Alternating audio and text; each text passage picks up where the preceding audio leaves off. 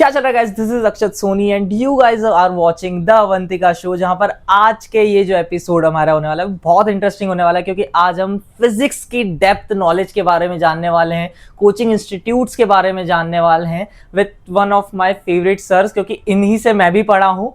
Good evening sirs. Very good evening sir basically हमारे उज्जैन के ही coaching institute Purwal institute of physics पर teaching करते हैं, इन्हीं का है। सो आज हम इन्हीं के साथ इन डेप्थ जानने वाले हैं फिजिक्स के अंदर क्या क्या चीज़ें होती है एंड किस तरीके से जो आजकल स्टूडेंट्स है, क्या यूथ है, उन्हें क्या क्या सीखना चाहिए फिजिक्स के रिलेटेड भी, कोचिंग इंस्टीट्यूट्स के रिलेटेड भी। तो लेट्स बिगिन विद इट। सबसे पहले सर नमस्कार आपको। नमस्कार सर काफी मतलब ऐसा नर्वस सा है लाइक आपके साथ ऐसे रिकॉर्ड करना, क्योंकि हर बार सर आपसे सिर्फ पढ़ाई है हमने। तो सर स्टार्ट करते हैं बेसिकली जो हमारा शो का फर्स्ट सेगमेंट है आपके इंट्रो के साथ में। अक्षत, पहले तो बड़ा अच्छा लग रहा है आपके साथ इस तरह के पॉडकास्ट को आप कर रहे हैं, बहुत अच्छी बात है। फिलहाल आज का जो टॉपिक आपने रखा है, इसमें सबसे पहले अपने बारे में अगर मैं बात करूं, मैं Sandeep Porwal institute of physics, लगभग 16 ईयर से मैं इस क्लासेस को टीच कर रहा हूं 11th-12th के स्टूडेंट्स को। और बाय प्रोफेशन कहें इसे या फिर कहें कि बाय चॉइस मैं इस फील्ड में आया हूँ। मैं जब खुद 10th क्लास में स्टूडेंट था, तो चूंकि कुछ फाइनेंशियल चैलेंजेस थे, तो मैं खुद 9th के स्टूडेंट्स को टीच करके अपनी कुछ थोड़ी बहुत अर्निंग के साथ अपने खर्च निकाला करता था। और बस मान के चलिए जर्नी वहीं से स्टार्ट हुई है। तो वैसे एक्चुअल में जर्नी स्टार्ट हुई है 2001 से, तो इट इज़ अराउंड 23 सर हम तो हुए भी नहीं थे तब। तो काफ़ी लंबी जर्नी है ये। उसके बाद फिर मैंने MBA भी किया, अपना MSc भी किया मैंने, और स्कूल की टीचिंग के साथ, कुछ स्कूल के साथ जुड़कर मैंने काफ़ी कुछ सीखा। और आफ्टरवर्ड्स ये काफ़ी सक्सेसफुल जर्नी रही मेरी अभी तक की। And I am really very happy कि मुझे ईश्वर ने सौभाग्य दिया इस फील्ड में आने का। सर डेफिनेटली सर, हम देख ही रहे हैं लाइक पूरे उज्जैन में आपके चर्चे। सो थोड़ा सा मैं आपसे जानना चाहूँगा कि बेसिकली आप इतने टाइम से कोचिंग इंस्टीट्यूट की फील्ड में हैं, कोचिंग के करियर में हैं, तो सर क्या चैलेंजेस आपने फेस किए हैं लाइक इनिशियल से लेके, और क्या आज आपको लगता है कि हाँ आपने वो चैलेंजेस फेस कर लिया, अच्छा था? क्योंकि आपको लाइफ में कई बार ऐसा हुआ होगा कि यार नहीं अब नहीं हो पा रहा है, बहुत प्रॉब्लम आ गई, अब रहने देते हैं, तो ऐसा कभी आपको हुआ है? देखिए, टीचिंग फील्ड की अगर मैं बात करता हूँ तो नो डाउट इसमें बहुत चैलेंजेस हैं। चैलेंजेस टीचिंग पार्ट को लेकर नहीं है, चैलेंजेस टीचिंग पार्ट के अलावा बाकी जो हमारे कॉम्पिटिटर्स होते हैं, उनकी जो स्ट्रेटेजीज दूसरों को नीचे दिखाकर अपने आप को आगे बढ़ाने की है, वो चैलेंजेस जरूर मैंने लाइफ में फेस किए हैं। लेकिन टीचिंग पार्ट में तो मैंने हमेशा इसको एंजॉय किया है, मुझे कहीं कोई, और हर चैलेंज से मैंने कुछ ना कुछ सीखा है, और बाय गॉड ग्रेस हमेशा उस चैलेंज को मैंने ओवरकम करके अपने आप को आगे बढ़ाया है। तो मैं तो कहूँगा कि बहुत अच्छी फील्ड है, और एज सच कोई बहुत ज़्यादा एज सच कोई चैलेंजेस नहीं है। सर आपका तो फिर एक्सपीरियंस भी सर फिर अच्छा है। जैसे चैलेंजेस की बात हो रही है, तो जैसे कुछ डेली लाइफ चैलेंजेस जो आप मैनेज करते हो, जिसमें आपको थोड़ा सा ऐसा हो कि हाँ यार ये डे टू डे वाले आपके चैलेंजेस है, वो आने ही है, ऐसे भी कुछ होंगे? देखिए, हमारा जो मेन कंसर्न होता है वो होता है बच्चों को कैसे हम उनके जो एग्जिस्टिंग लेवल है उससे हम उनको अपग्रेड करें। तो ये हमारे लिए एक बड़ा टास्क, और हम एज अ चैलेंज लेके चलते हैं। हमारा टास्क मेन ये नहीं है कि जो हमारे इंस्टीट्यूट पर जितने स्टूडेंट्स एनरोल किए हैं उनमें से टॉप 20, 30, 50 या 100 का रिजल्ट बना दिया और हम खुश हो गए। हमारा टास्क ये होता है कि अगर हमारे पास जितने भी स्टूडेंट्स एनरोल है, हर एक स्टूडेंट का अपने आप में अपग्रेडेशन होना ज़रूरी है। तो हम इस टास्क को एज अ चैलेंज लेके हम काम करते हैं। तो हम कोशिश करते हैं कि हर एक स्टूडेंट का इवेल्युएशन ऑनेस्टली करें, और कैसे भी करके उसकी वीकनेस को आइडेंटिफाई करके उसको हम थोड़ा सा मोटिवेट करके आगे की तरफ करें। मतलब तो सर ये उसका डेवलपमेंट पार्ट चैलेंजिंग होता है। बाकी क्लासेस में टीच करना वो एक नॉर्मल रूटीन है, तो उसमें सच कोई प्रॉब्लम नहीं आता है। सर वो तो आपका हैबिट भी हो गई है। हाँ बिल्कुल, हैबिट भी, पैशन भी, और इंटरेस्ट भी कह सकते हैं। मतलब मेन सर आपका जो मेन फोकस होता है वो स्टूडेंट की डेवलपमेंट की साइड है। 100%। उसी में आपको मेन जो चैलेंज है, फर्स्ट बेंच से लेके लास्ट बेंच तक के सारे बच्चे यहाँ से कुछ अपग्रेड होकर आगे जाए। सर हम भी वही आज। ओके सर, जो अभी रिसेंटली हम जैसे बात कर ही रहे हैं, इतने थोड़ा पहले से स्टार्ट कर रहे हैं, तो सर जैसे अभी बीच में कोविड आया था, हम भी कोविड वाली बैच है, तो सर उस वक्त जैसे आपने देखा होगा काफी ज्यादा चेंजेस आए थे कोचिंग के फील्ड में। तो उन सब पे आपने कैसे अडेप्ट किया? लाइक नॉर्मली आप पहले जैसे ऑफलाइन इंस्टीट्यूट चलाते थे, फिर ऑनलाइन का टाइम आया तो आपने फिर ऑनलाइन सेशंस भी लिए थे, तो वो कैसे डेवलपमेंट हुआ? देखिए, कोविड का टाइम सभी के लिए बहुत चैलेंजिंग था। कोचिंग इंस्टीट्यूट वालों के लिए दो तरह से चैलेंजिंग था, एक फाइनेंशियल पार्ट और दूसरा अपने बच्चों को जो जिनको आदत नहीं है, यूज्ड टू नहीं है, हाँ, उनको उस हैबिट तक लाना। कोशिश हमारी रहती है हम बच्चों को मोबाइल से दूर रखें। हाँ, और मुझे नहीं लगता इस टॉपिक के बारे में ज्यादा बात करने की जरूरत है, सब क्योंकि जानते हैं। बच्चों का जो कंसंट्रेशन लेवल है ना आज का, वो बहुत कम है। आपने देखा होगा, इवन जो रील्स बच्चे देखते हैं, वो रील्स में भी 2 या 3 सेकंड से ज्यादा बच्चे बर्दाश्त नहीं कर पाते हैं, सर स्किप कर देते हैं। स्किप कर देते हैं। एग्जैक्टली तो वहां हम लोगों को आधे या 1 घंटे का कंटिन्यू लेक्चर लेना और बच्चों को देखना, वो एक बहुत बड़ा चैलेंज था। सबसे बड़ी बात ये थी कि जिस बच्चे को कभी ऑनलाइन क्लास का कुछ नॉलेज ही नहीं था, उसने कभी मोबाइल से अपना लर्निंग पार्ट किया ही नहीं, उसको हमें टीच करना, ये एक बहुत बड़ा चैलेंज था। दूसरी इंपॉर्टेंट बात ये भी थी कि कई पेरेंट्स बच्चों को एंड्रॉयड फोन अलाउ नहीं करते थे। अब चूंकि पेरेंट खुद भी वर्किंग में थे, बच्चों को उसी मोबाइल से पढ़ना भी था, तो वो एक जरूर चैलेंजिंग पार्ट हुआ था। बट फिर भी कोशिश की हमने, और मुझे खुशी है इस चीज की कि बच्चों और उनके पेरेंट्स ने भी बहुत कोऑपरेट किया, तो वो चैलेंजिंग टाइम भी हमारा काफी अच्छे से निकला। सर उस वक्त तो काफी सारे चेंजेस आए थे, बहुत ड्रास्टिक चेंज आए थे।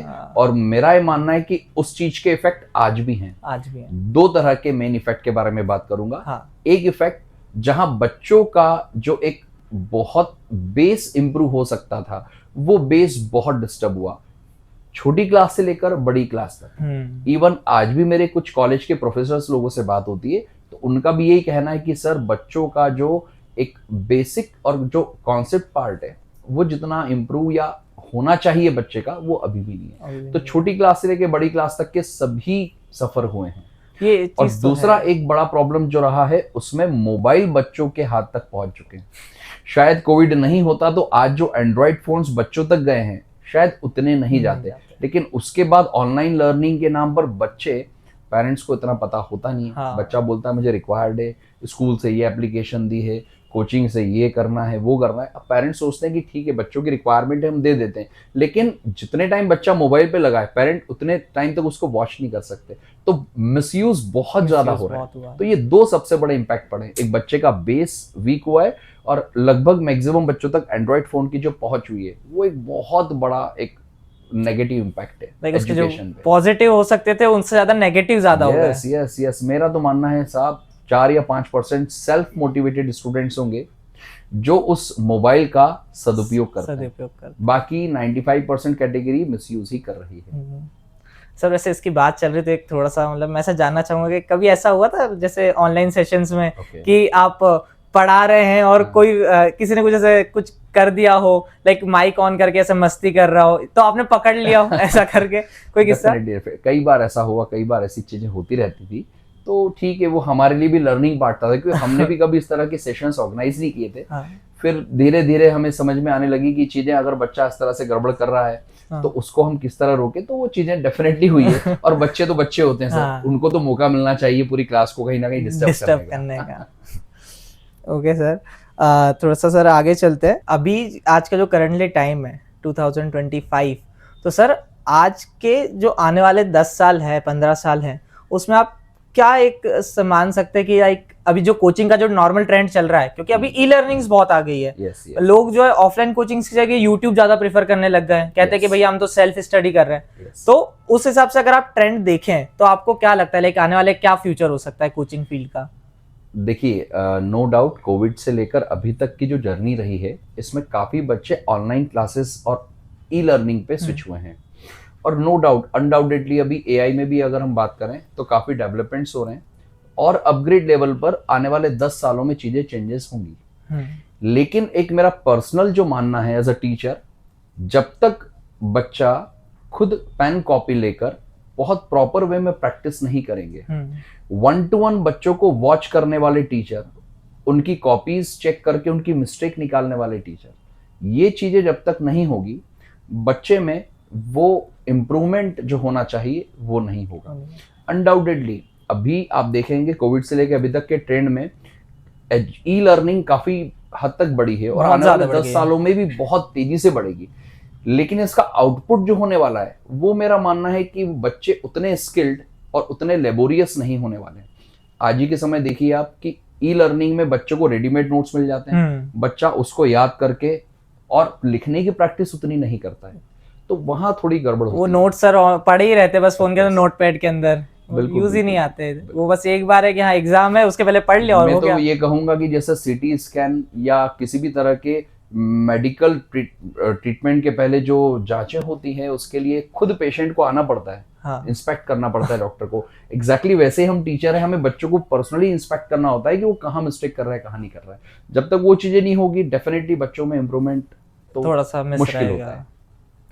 अभी सर जैसे ट्रेंड्स की बात कर रहे हैं तो आजकल एआई बहुत चल रहा है यस एंड मतलब स्टूडेंट्स का ऐसा हो गया, हमें फिजिक्स के अंदर कोई प्रॉब्लम आई, हमने जीपीटी के ऊपर आजकल इमेज का चल गया है, इमेज ली और जीपीटी पर डाली, can you solve this question, and वहां पर वो पूरा सॉल्यूशन दे देता है। तो उससे सर क्या आपको लगता है कि वो नहीं, सही अच्छा है गलत है देखिए, कैसा बच्चे है? की स्मार्टनेस बढ़ रही है, हम तो ये कहते हैं। पहले प्रॉब्लम होता था कि बच्चों को अगर कोई डाउट आया है क्वेश्चन में तो बच्चा उस चीज को नेक्स्ट डे क्लास में सॉर्ट आउट करता था। लेकिन ये बहुत अच्छी बात है कि बच्चा अगर सेल्फ स्टडी करने के लिए बैठे हैं, उनको कोई डाउट्स आ रहे हैं तो वो हमारे साथ साथ नेट की भी हेल्प लेते हैं। तो बड़ी अच्छी बात है, ये ऐसा होना भी चाहिए, लेकिन विद इन पर्टिकुलर लिमिट। भाई सर हर चीज अगर की एक बच्चा लिमिट होती सोचता है। है, यस, बच्चा सोचता है कि मैं सब कुछ ही नेट से देख के कर लूंगा, तो इस तरह के केसेस हर साल इवन हमारे पास आते हैं। 11th में बच्चा सोचता है कि हम लोग ऑनलाइन एजुकेशन लेंगे, लेकिन जब 12th में हमारे पास ऑफलाइन में आते हैं तो लिटरली बच्चों में हमने देखा है, पर्सनली फील किया है कि उसका राइटिंग वर्क इतना वीक हो गया है, इवन उसका लर्निंग पार्ट भी बहुत वीक हो गया है, जो वो सोचते थे कि यार हमारा हो जाएगा। तो हर साल ऐसे केसेस आते हैं, बहुत प्रॉब्लम्स होती हैं। अब प्रॉब्लम ये है कि बच्चा सफर करने के बाद आता है, बेस बिगड़ने के बाद आता है, तो उसमें बड़ी प्रॉब्लम आती है बच्चों को भी, पेरेंट्स को भी, और डेफिनेटली फ्यूचर में भी उस चीज का बहुत इफेक्ट होगा। क्योंकि सर फिजिक्स तो मेनली बेसिक कॉन्सेप्ट्स पर ही है सर। यस, देखिए अभी भी कुछ चीजें कॉलेज में प्रैक्टिस भी पे बेस्ड होती हैं। मैथ्स के हाँ। क्वेश्चन आप जब तक प्रैक्टिस नहीं करेंगे ना, काम नहीं होगा। हाँ। फॉर्मुलेज याद करने से काम नहीं चलेगा। फिजिक्स में भी काफी कुछ चीजें, डेरिवेशन पार्ट, न्यूमेरिकल पार्ट होता है जो प्रैक्टिस से ही होता है। तो आप उसको देखकर सुनकर नहीं कर सकते जब तक आप खुद लिखकर नहीं करते हैं। और मेरा तो पर्सनल मानना है साहब कि हम कुछ चीज समझाते हैं, बच्चा खुद के नोट्स जब बनाएगा, लिखेगा, उसको याद करेगा, तो वो ज्यादा इफेक्टिव होते हैं। ज्यादा इफेक्टिव। हम भी हमारे टाइम यही करते थे सब। सही है। ओके सर, काफी सही था लाइक ये जो आपका एक्सप्लेनेशन था एआई के ऊपर, क्योंकि हम भी सर अभी कॉलेज में, तो कॉलेज में मेनली हम देखते हैं ये कि फैकल्टीज बोल रहे हैं, बोले कि आपका बेसिक कॉन्सेप्ट अच्छा होना चाहिए, बेसिक कॉन्सेप्ट अच्छा होना चाहिए, एंड हम यही सोचते हैं कि अभी हमारा तो ठीक है, हमने तो अभी जैसे तैसे कवर कर लिया, बट जो आने वाली जनरेशन है उनके ऊपर क्या है। तो ये काफी अच्छा था सर आपका जो लिमिट वाला था। ओके सर, जो नेक्स्ट क्वेश्चन है सर वो थोड़ा सा ऐसा है लाइक ट्रिकी टाइप है। अगर जैसे आप कुछ कर सकते हैं कोचिंग इंस्टीट्यूट की फील्ड में, लाइक या आपकी जैसे हम फिजिक्स भी ले लेते हैं उस फील्ड में, तो अगर आपके पास एक ऐसा पावर होती है कि आप उस चीज को चेंज कर सकते हैं, तो आप वो क्या होती सर? सबसे इंपॉर्टेंट तो मैं बस यही कहूंगा कि बच्चों के हाथ से एंड्रॉइड मोबाइल ले लें। व्हाट्सएप, फेसबुक और इंस्टा और ट्विटर, ये जो चीजें यूज करते हैं बच्चे, उसका एक एज लिमिट, एक क्राइटेरिया होना चाहिए कि 18+ के बाद वो यूज करें। वो सबसे बड़ा चेंज मैं चाहता हूँ। उसने बच्चों का टाइम, एनर्जी बहुत ज्यादा स्पॉइल किया है, और कर रहे हैं बच्चे, अभी भी कर रहे हैं। कंसंट्रेशन भी सर, जैसे आपने बताया पहले साहब, कंसंट्रेशन मतलब बहुत ज्यादा उस पे इफेक्ट हुआ है। व्यक्ति 2-3 सेकंड में ऐसा सोचता है कि यार ये चीज ठीक है यार, इसको लीव इट।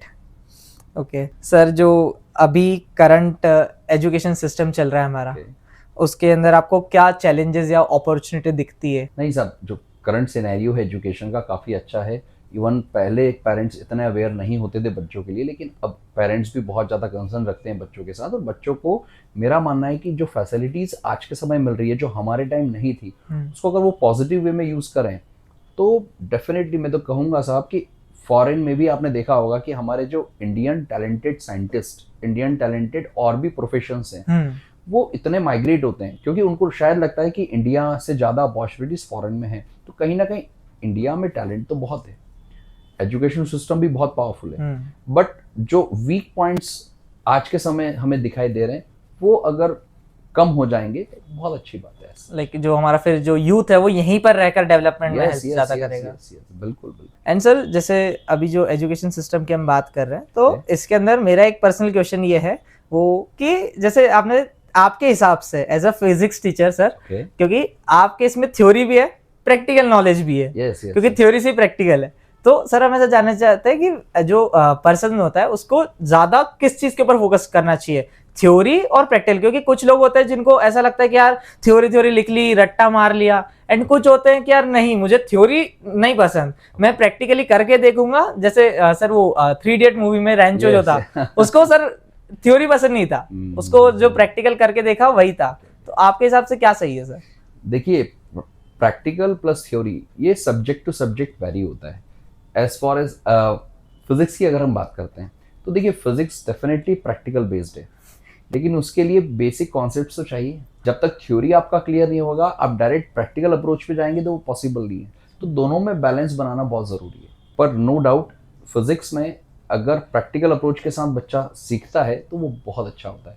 इवन मैं भी अपने टीचिंग पार्ट में जब किसी थ्योरी को समझाता हूँ तो मैं पहले उसका वर्किंग मॉडल जो होता है उस पर बेस्ड बात करता हूँ। बच्चों को उससे क्यूरियोसिटी भी जनरेट होती है और एक इन्फॉर्मेटिव चीज़ें, उसे लगता है कि यार नहीं यार, ये जो सर बता रहे हैं तो मेरी डेली लाइफ से जुड़ी चीज़ है, वो रिलेट कर पाता है, वो रिलेट कर पाता है उससे। तो नो डाउट फिजिक्स में प्रैक्टिकल का बहुत इंपॉर्टेंस है, लेकिन हर टॉपिक पे आप प्रैक्टिकल कर पाए वो पॉसिबल नहीं होता है। तो ये बात सही है कि प्रैक्टिकल के थ्रू आप उस चीज को बेहतर तरीके से सीख पाएंगे, इंस्टेड ऑफ समझ पाएंगे इंस्टेड ऑफ थ्योरी। बट दोनों का अपना अपना रोल होता है और दोनों में बैलेंस बनाना भी बहुत जरूरी है। ओके, हम फिजिक्स जैसे पढ़ते हैं तो फिजिक्स में कोई ऐसे कॉन्सेप्ट्स जो आपको ऐसा लगता हो कि हाँ, जिसपे मेनली जो स्टूडेंट्स का जो वो रहता है ग्रुप, उस पे उन्हें प्रॉब्लम आती है एंड वो इरिटेट होते हैं उस चीज से, जो उन्हें पसंद ना हो? देखिए, मैं फिर कहूंगा कि फिजिक्स बहुत इंटरेस्टिंग है, बहुत इजी है, बट इसमें कई बच्चों को जो प्रॉब्लम आता है वो याद करने वाली जो चीज होती है उसमें प्रॉब्लम आता है, फॉर्मूला बेस्ड। यस, कुछ टॉपिक्स ऐसे होते हैं जिसपे बेस्ड कोई केवल थ्योरी होती है, प्रैक्टिकली उस चीज को नहीं समझा सकते हम। तो वहां पर उन बच्चों को प्रॉब्लम ज्यादा होता है, जहां उनको रटना पड़ता है, वहां वाले पार्ट में थोड़ा सा प्रॉब्लम आता है बच्चों को। वैसे तो काफी कुछ फिजिक्स में ऐसा पार्ट होता है जो बच्चा बहुत इंजॉय करता है, डेली रूटीन लाइफ से जुड़ी चीजें होती है, लेकिन फिर भी कहीं कुछ चीजें ऐसी आ जाती हैं तो वहां बच्चा जहां उसको याद रखना होता है वो थोड़ा सा उसके लिए बर्डनसम होता है, ट्रिकी हो जाता है वो थोड़ा उसके लिए। सर कोई ऐसा सॉल्यूशन है जो स्टूडेंट्स अपनी डेली रूटीन या प्रैक्टिस में ला सके, जिससे कि वो उन्हें वहां पे वो अटके ना? नहीं सर, मैं तो ये कहूंगा कि पूरे फिजिक्स में सच मेरे हिसाब से तो कुछ चीजें ऐसी नहीं होती है, लेकिन स्टूडेंट टू स्टूडेंट वो चीज वेरी होती है। और जब बच्चा मेरे पास आकर उस तरह की प्रॉब्लम की बात भी करता है तो मैं कोशिश करता हूं कि उसको प्रैक्टिकल अप्रोच के थ्रू समझा दूं, तो वो चीजें सॉल्व हो जाती हैं। यानी कि अगर आपको थोड़ी सी थ्योरी समझ आए तो एक बार उसका प्रैक्टिकल आप देख लो। यस, और दूसरा एक पार्ट न्यूमेरिकल को लेकर आजकल बच्चे बहुत डरते हैं सर, बहुत ज्यादा। फिजिक्स में जो थ्योरेटिकल पार्ट है फिर भी समझ में आ जाता है, बच्चा मन से लिख लेता है हम जो बताते हैं उसके बेसिस पे, लेकिन जब न्यूमेरिकल पार्ट की बात आती है तो वहां पर बच्चे का जो कॉन्फिडेंस लूज होता है वो उसका रीजन ये उनका न्यूमेरिकल पार्ट का जो बेस, जो मैंने कही थी कुछ देर पहले बात, कि वो बेस ही नहीं बना है बच्चों का। छोटी क्लासेस से उनको उस तरह की चीजें सिखाई नहीं गई हैं, तो वो हमको हायर क्लासेस में थोड़ा सा हमारे लिए एक बड़ा चैलेंज हो जाता है। तो न्यूमेरिकल पार्ट से बच्चा हमेशा बचने की कोशिश करता है, जबकि मैं हमेशा कहता हूँ बच्चों को, बेटा जितने न्यूमेरिकल्स करोगे उतना सीखोगे, अपने वीक पॉइंट पे काम करो। बच्चा वीक पॉइंट से डर के उसको अवॉइड करता है, और वो चीजें जब बढ़ती हैं तो फिर बच्चा उस पर्टिकुलर टॉपिक को टफ मानकर फिर वो उससे हट ही जाता है। जबकि होना ये चाहिए कि अगर कोई टॉपिक टफ है तो उस पर थोड़ी और मेहनत कर ली जाए तो शायद वो समझने लायक हो जाए, और एक बार समझने लायक हो जाए तो वो इजी बन जाएगी।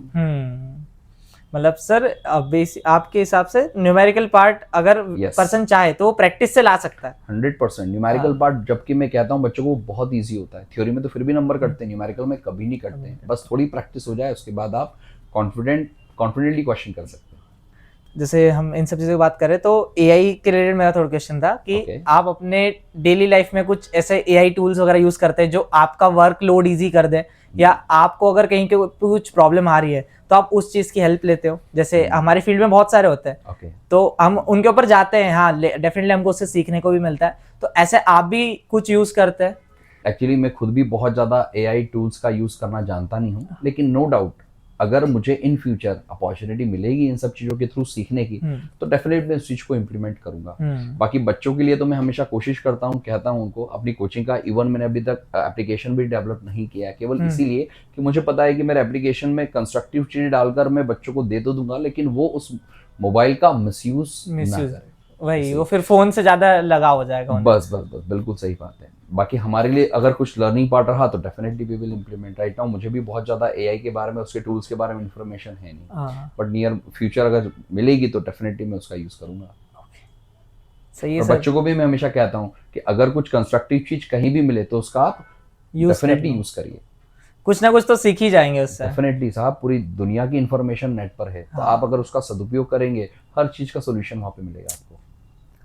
ओके कई बार क्या होता है कि जैसे हमने देखा है आपके साथ में कि जब जेई वाले सेशंस चल रहे होते हैं, जो वो 1 मंथ का गैप आता है 12th के बाद में, Yes, yes. जेई के बीच में, तो उस वक्त आपके जो क्लासेस होते हैं वो बहुत ज्यादा हेक्टिक होते हैं। मतलब सर जब हम भी पढ़ते थे तो हमने ये देखा कि हम 12 बजे आ रहे हैं और शाम को 6 बजे घर जा रहे हैं। तो सर वो जो लंबे लंबे ऐसे सेशंस होते थे, बीच में सिर्फ आप 10 से 15 मिनट गैप लेते थे, फिर वापस क्लासेस ले लेते थे, तो उसमें आप वो जो डेकोरम है क्लास का वो कैसे मेंटेन करते थे? एंड जो अपने ऊपर जो प्रेशर बन रहा है कि यार इतना कंटिन्यूस आप बोल रहे हैं, आपका गला वगैरह सब कुछ, और सर मेनली फिजिक्स में टॉपिक्स बहुत ज्यादा है।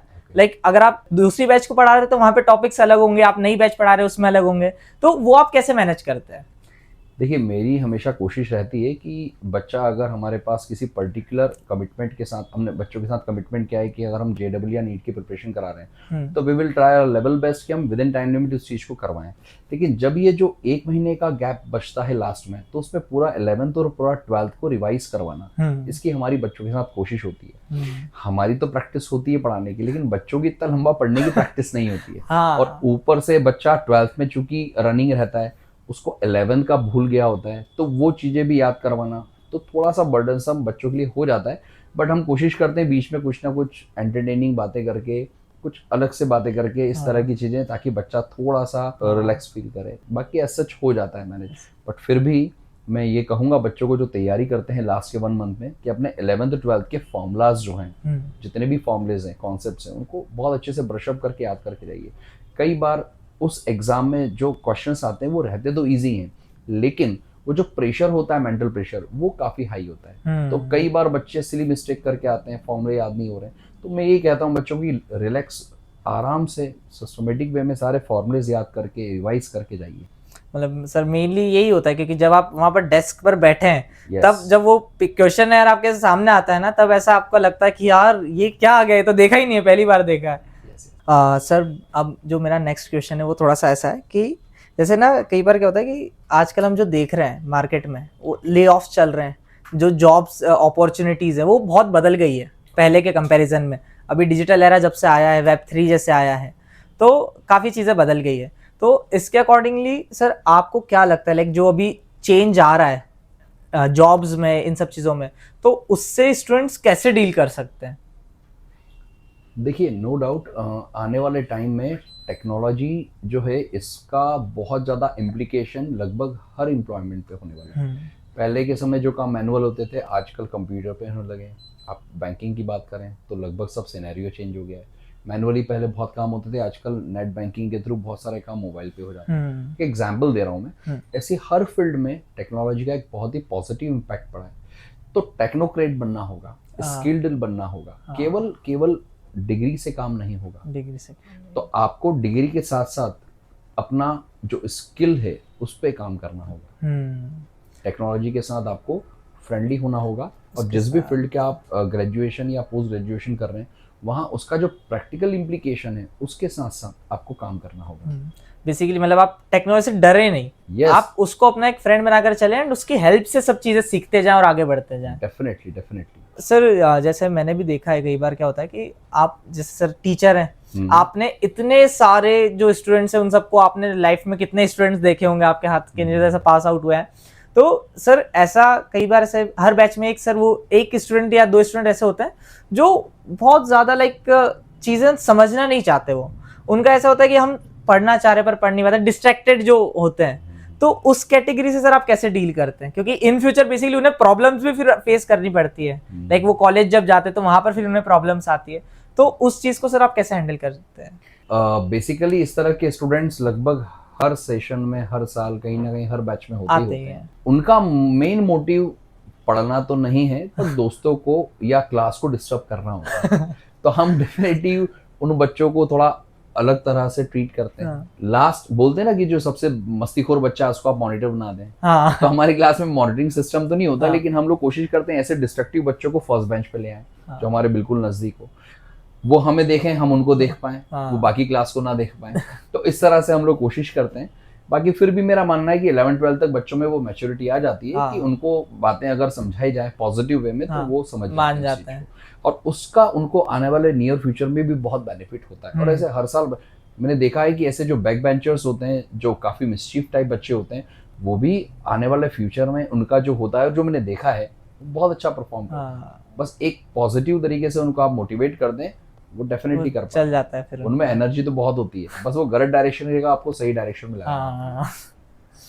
अभी हम लोग इन सब चीज़ों की बात कर रहे थे, स्टूडेंट्स का जो हमने नेचर की बात करी, तो सर जो आजकल स्टूडेंट्स का हो रहा है वो बहुत ज़्यादा ऐसे लाइक एंजाइटी, डिप्रेशन, इन सब चीज़ों के बहुत ज़्यादा शिकार हो रहे हैं। एंड मैक्सिमम लोगों का, कुछ लोगों का होता है कि हमें स्टडी का लोड है, कुछ लोगों के और रीज़न होते हैं, फैमिली, फ्रेंडशिप वगैरह, वो सब वो अलग केस है। बट जो लोग ऐसे स्टडी का लोड लेकर हो जाते हैं, तो उनके लिए कुछ ऐसा सॉल्यूशन टाइप है जो एज अ टीचर आप दे पाए, एज अ गाइड एक बार आप?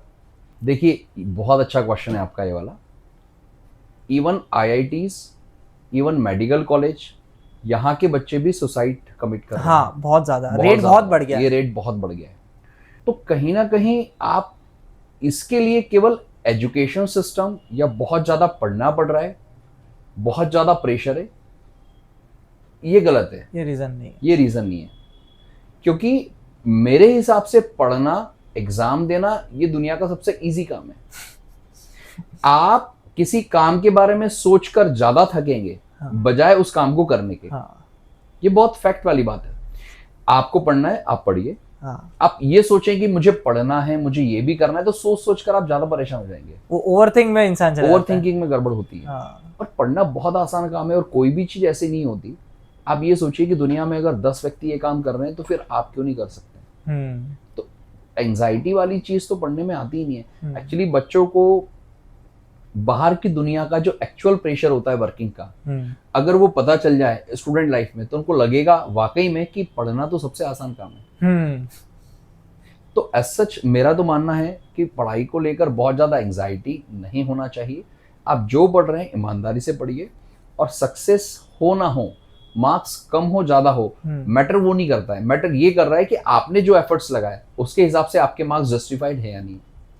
जितना आपने किया है उतना आपके हिसाब से सफिशिएंट होना चाहिए, ऐसा होना चाहिए। बिल्कुल, कॉन्फिडेंस मैटर करता है। आप कॉन्फिडेंटली पढ़िए, कम पढ़िए, इट्स ओके, लेकिन जितना पढ़े कॉन्फिडेंट पढ़े। और जितना पढ़ा उसके हिसाब से आपका रिजल्ट जस्टिफाइड है कि नहीं, और उसके बाद फिर अपने आप को इवैल्यूएट करके आप अपने आप को अपग्रेड करिए। ना कि उसको अपनी कमजोरी माने कि मुझे नंबर कम आ गए। ईश्वर ने आपके हाथों में 5 उंगली का साइज डिफरेंट रखा है, क्योंकि सबका अलग अलग यूज है। एग्जैक्टली एक कॉलेज की एक पर्टिकुलर ब्रांच के अगर 60 स्टूडेंट्स हैं, तो ऐसा तो है नहीं कि सबको इक्वल पैकेज पे एक ही कंपनी लेके जाएगी। सबका प्रोफाइल अलग अलग होगा, सबका पैकेज अलग अलग होगा, but as per their calibre वो अपने आप को अपग्रेड और इम्प्रूव करना। पॉजिटिव एस्पेक्ट के बारे में सोचना चाहिए बच्चे को, नेगेटिव के बारे में ना सोचें। नेगेटिव के बारे में ना सोचें। ये सर काफ़ी सही बात है आपकी, and I totally agree with it. क्योंकि मैंने कई चीज़ें देखी, अभी मैं रिसेंटली न्यूज़ भी पढ़ रहा था, वहाँ पर भी बताया कि ये सब चीज़ों के कारण जो सुसाइड रेट्स है वो बहुत ज़्यादा बढ़ गए, एंड वो यूथ में ज़्यादा देखा जा रहा है। तो वही मेरा एक बहुत डीप क्वेश्चन था सर ये। नहीं, वाकई बहुत डीप क्वेश्चन था ये। और एक डिस्ट्रैक्शन वाला जो वर्ड आपने यूज किया है, कहीं ना कहीं पढ़ाई के साथ जो डिस्ट्रैक्शंस हो रहा है, जो आजकल हम देख रहे हैं बच्चे अपने दोस्तों के साथ नशे और इन सब चीजों में लग रहे हैं, बहुत ज्यादा फ्रेंडशिप हो रही है और ये सब चीजें हो रही है। तो ये जो डिस्ट्रैक्शन है, एक सबसे बड़ा रीजन ये है। मैं तो बच्चों को हमेशा कहता हूँ अध्यात्म से जुड़िए। आपको एंजाइटी वर्ड भूल जाएंगे आपकी लाइफ से। आप मेडिटेशन करिए, थोड़ा सा स्पिरिचुअल। आप देखिए ना, अपना जो इंडिया है उसका इतिहास कितना, इसकी हिस्ट्री कितनी अच्छी, मतलब जो प्रेशर अभी आप झेल रहे हैं, शायद आप इंडिया की थोड़ी बहुत हिस्ट्री अच्छी लोगों की पढ़ेंगे, देखेंगे उनकी, तो आप देखेंगे आपको एंजाइटी है ही नहीं। वो पहले कितना क्रूल होता था वहाँ पे, जो टाइम है वो बहुत ज्यादा क्रूशियल, बहुत टफ टाइम था उनका। उसके सामने आज की लाइफ तो बहुत इजी है। आज की लाइफ तो बहुत इजी है।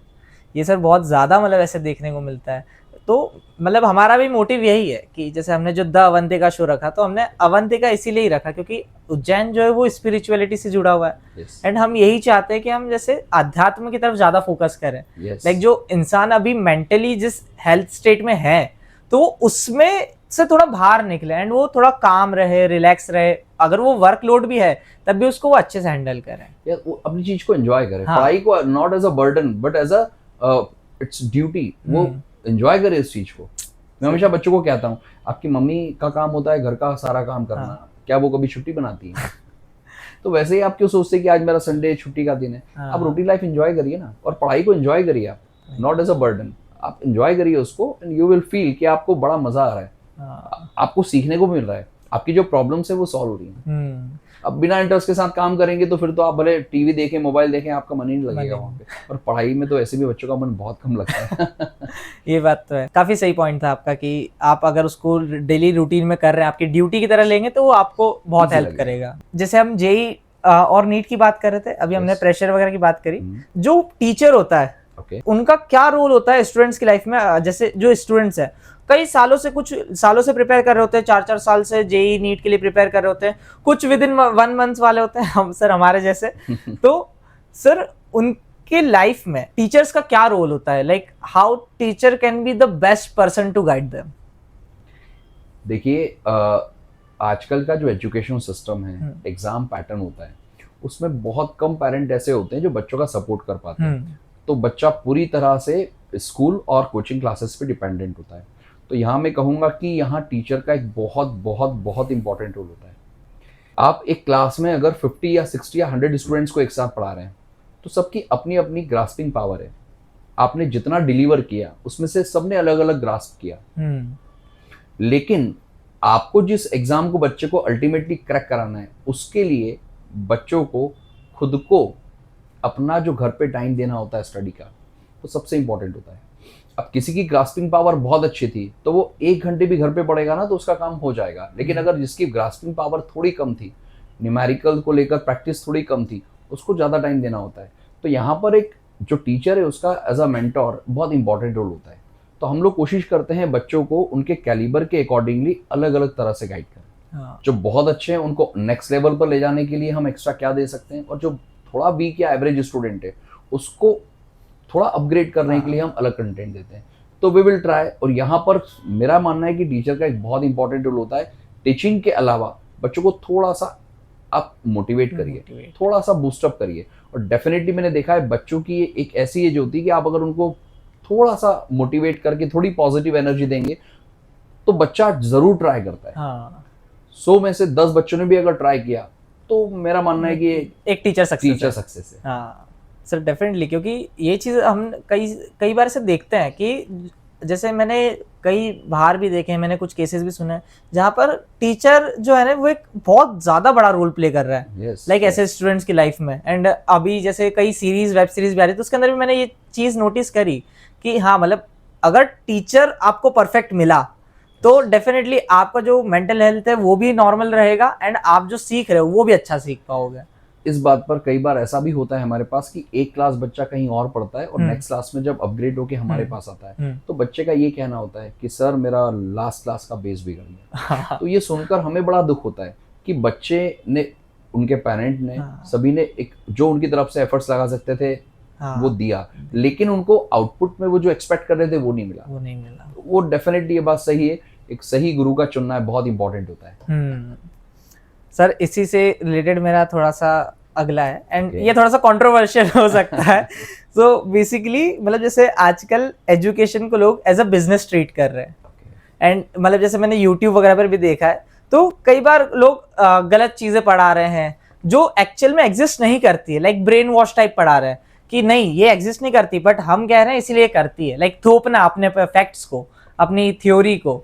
तो वो सब चीजें करते हैं एंड वो इसलिए करते हैं ताकि जो स्टूडेंट्स है वो ऐसा बिल्कुल जो कि अरे ऐसा भी होता है, तो वो जो पर्सन है वो उसको एज अ बिजनेस ट्रीट कर रहा है, like instead of giving the right knowledge वो उसको मिसगाइड कर रहा है।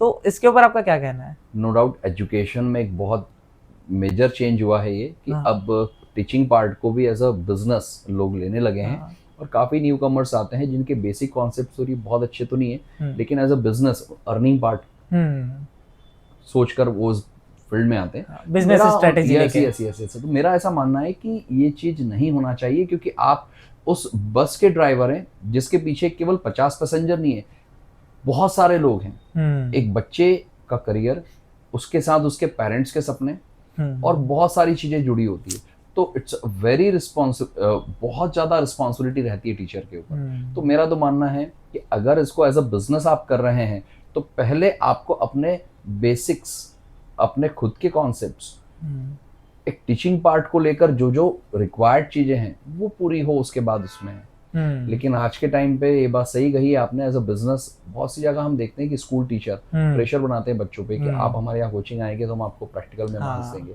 तो और वहां पर बच्चा प्रैक्टिकल मार्क्स के लालच में चला जाता है, थ्योरी पार्ट को बिगाड़ लेता है। ये चीज सर हमने देखी भी है। और जैसे आपने जो स्कूल वाला एग्जांपल दिया सर, ऐसा हमने हमारे खुद के स्कूल लाइफ में देखा है कि जहां पर टीचर खुद, इवन फिजिक्स वाले टीचर थे वो तो वो पहले बुक पढ़ रहे हैं, बुक पढ़ेंगे नॉर्मली, फिर उसके बाद उन्होंने एक्सप्लेन करा। जैसे सर आपको हमने देखा, आप नॉर्मली हमेशा बोर्ड पर जो कॉन्सेप्ट आपने देखा एंड फिर आप उसके ऊपर पढ़ाते थे, लेक्चर देते थे। बट वो चीज हमने देखी डेफिनेटली स्कूल में कि वहां पर जो फैकल्टी है वो खुद ही ऐसे हैं कि वो पहले पढ़ रहे हैं फिर एक्सप्लेन कर रहे हैं, and if we ask any doubt तो उनका ऐसा था कि इसे कल लेकर आना, फिर वो घर से पढ़ के आते थे, फिर बताते थे। होता है ऐसा, बहुत होता है, ऐसी चीजें बहुत सारी होती हैं। इवन बच्चे भी स्कूल के हमारे पास आते हैं, वो बोलते हैं सर हमारा सही आंसर था, काट दिया। तो हम उस केस में बच्चों को समझाते हैं कि बेटा इट्स ओके, ये सही है, जस्टिफाइड है, आप बुक से टैली कर सकते हैं। अब टीचर ने क्यों कट किया, हम कोशिश करते हैं कि बच्चों को उस टीचर के बारे में नेगेटिव बात ना आ जाए। क्यों? क्योंकि वो टीचर के साथ उस बच्चे को रहना है। अगर एक बार इन्फीरियर कॉम्प्लेक्स आ गया कि अरे यार हमारे टीचर बेकार हैं, तो फिर बच्चा थोड़ी बहुत जो लर्निंग उनके साथ कर सकता है वो भी कट ऑफ हो जाती है। तो ऐसे केसेस नो डाउट आते हैं। बट ये बात सही है कि इस टीचिंग फील्ड में मेरा एक पर्सनल सजेशन है स्कूल को लेकर भी, और बाकी जो बड़े बड़े इंस्टीट्यूट है जहाँ पर वो फैकल्टीज हायर करते हैं उनको भी, कि जब तक कि जस्टिफाइड टीचर ना हो, जब तक कि उसके बेसिक्स बहुत अच्छे ना हो किसी भी पर्टिकुलर सब्जेक्ट लेकर, बहुत सारे बच्चों को गाइड करना है उसको, अगर वो प्रॉपर नहीं है तो वो मिसगाइड होंगे बच्चे और उससे उनका करियर स्पॉइल होगा। बहुत सारे सपने टूटते हैं पेरेंट्स के। तो कोशिश करते हैं हम लोग कि इस फील्ड में ईमानदारी बरतें, इसको एज अ बिजनेस ना लें। एक बहुत बहुत इंपॉर्टेंट रोल प्ले करते हैं टीचर बच्चों की लाइफ में। तो यहाँ पर आपका ईमानदार, ऑनेस्ट होना बहुत ज़रूरी है। इवन आज भी मुझे पढ़ाते हुए इतने साल हो गए, लेकिन आज भी मैं अपना सीखने का पार्ट जारी रखता हूँ। आज भी मैं सीखता हूँ और मुझे भी लगता है कि अभी बहुत कुछ सीखने का बाकी है, क्योंकि सर ट्रेंड्स बदल रहे हैं। यस, ट्रेंड्स बदल रहे हैं। और इवन जो चैलेंजिंग एजुकेशन सिस्टम में बच्चों के लिए जो चैलेंजिंग टास्क आ रहे हैं, उसके लिए हमें भी तो चैलेंजिंग बनना होगा। तो उसके लिए हमें भी अपनी धार तेज करना होगी। सही है सर। ओके सर, अब लास्ट वाला पार्ट है हमारा, अब जहां पर सर मैं आपसे जानना चाहता हूँ एडवाइस। पहली सर, आप एडवाइस सर जितनी दे उतनी काफी है। सर पहली स्टूडेंट्स के लिए कि आप फिजिक्स के टीचर हैं, तो अगर किसी स्टूडेंट को फिजिक्स में बहुत इंटरेस्ट है एंड वो फिजिक्स में ही कुछ अच्छा करना चाहता है, like he wants to be a scientist और अ रिसर्च वगैरह में, तो वो कैसे उस चीज की तरफ अपने जो स्टेप्स है वो रख सकता है? तो पहले एक बार आप ये बताइए, फिर नेक्स्ट एडवाइस पूछूंगा। देखिए, मेरा ऐसा मानना है, अगर बच्चे का फिजिक्स में बहुत इंटरेस्ट है और एस्ट्रोफिजिक्स की तरफ या साइंटिस्ट वाले पार्ट की तरफ, रिसर्च पार्ट की तरफ जाना चाहता है, तो डेफिनेटली उसको छोटी क्लासेस से ही अपने आप को प्रिपेयर करके आईआईटीज़ में जाना चाहिए। आईआईटी में ऐसी बहुत सारी ब्रांचेस हैं जहाँ स्पेशलाइज्ड स्पेस साइंस को लेकर बातें होती हैं।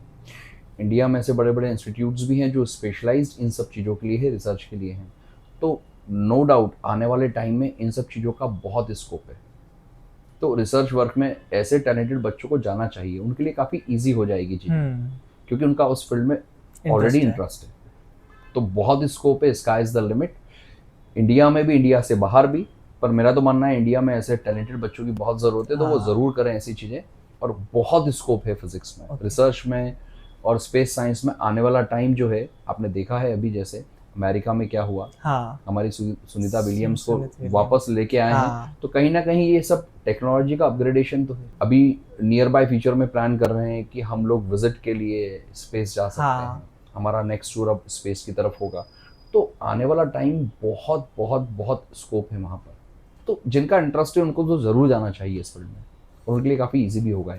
सर इसके अलावा कोई और फिजिक्स के थ्रू फील्ड है जिसके अंदर स्टूडेंट जा सकते हैं, रिसर्च और एस्ट्रो साइंस वगैरह के अलावा? देखिए, फिजिक्स की बात अगर हम करते हैं तो ये पार्ट तो है ही, रिसर्च वाला, एस्ट्रो वाला। इसके अलावा भी हमारे चारों तरफ देखिए फिजिक्स की मशीन्स हैं।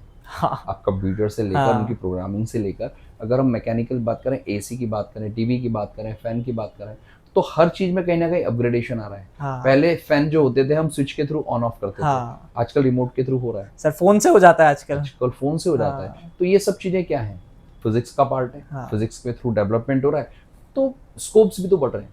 तो हर फील्ड में स्कोप है, हर फील्ड में स्कोप है। सर अब जो मेरी एडवाइस जानना चाहूँगा वो उन लोगों के लिए जो अपना खुद का कोचिंग इंस्टीट्यूट ओपन करना चाहते हैं। जैसे आपने एक चीज़ तो बताया कि आपको अपने जो ट्रांसपेरेंसी वो रखना चाहिए, आपको बिजनेस की तरह ट्रीट नहीं करना चाहिए। एक एडवाइस तो सर ये है। एंड इसके अलावा सर क्या एडवाइस है जो आप देना चाहेंगे अपकमिंग यूथ को, अपकमिंग जो एंटरप्रेन्योर्स हैं, कि अगर वो कोचिंग इंस्टीट्यूट साइड आना चाहते हैं, खुद के इंस्टीट्यूट्स ओपन करना चाहते हैं, स्टूडेंट्स को गाइड करना चाहते हैं, तो वो कैसे करें? लाइक कैसे अपने जो स्टेप्स है वो रखने चाहिए कि they can be a successful entrepreneur in this field?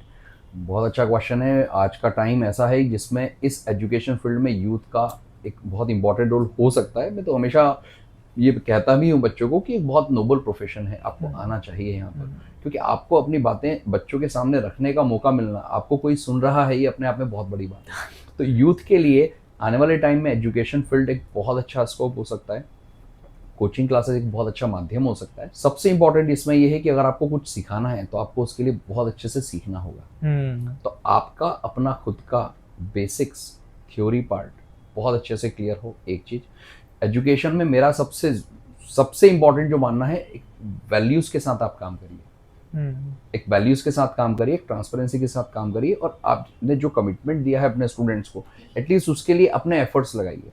तो ये कुछ चीजें हैं जिसके साथ बच्चा अगर इस फील्ड में आता है तो डेफिनेटली वो बहुत आगे निकल सकता है। बहुत स्कोप है इसमें। लाइक उसका एक पर्सनल इंटरेस्ट होना चाहिए, सबसे इंपॉर्टेंट इंटरेस्ट। अगर मैं यहाँ पर अपनी आपकी भी बात करूं तो इस फील्ड में आने का सबसे बड़ा रीजन रहा है इंटरेस्ट।